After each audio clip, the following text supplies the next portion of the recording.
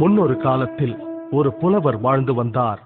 அவர் தனது குடும்பத்திற்கு உணவு கூட அளிக்க முடியாத வறுமை நிலைக்கு தள்ளப்பட்டார். அதனால் அரண்மனைக்கு சென்று மன்னரிடம் உதவி கேட்க முடிவு செய்கிறார்.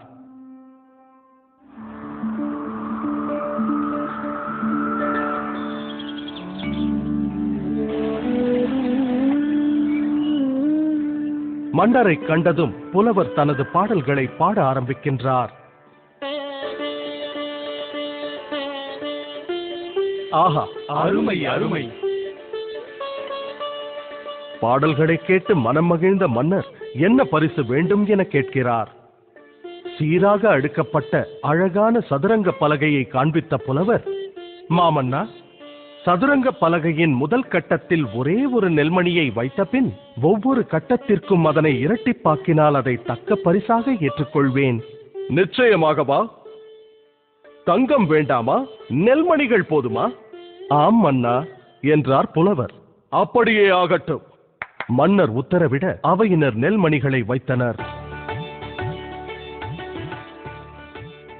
முதல் கட்டத்தில் 1, இரண்டாம் கட்டத்தில் 2, மூன்றாம் கட்டத்தில் 4, நான்காம் கட்டத்தில் 8 என நெல்மணிகளை அடுக்கினர்.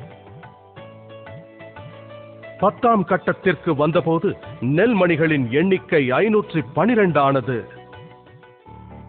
20ஆம் கட்டத்திற்கு வந்தபோது நெல்மணிகளின் எண்ணிக்கை 5,24,288 என அதிகரித்தது.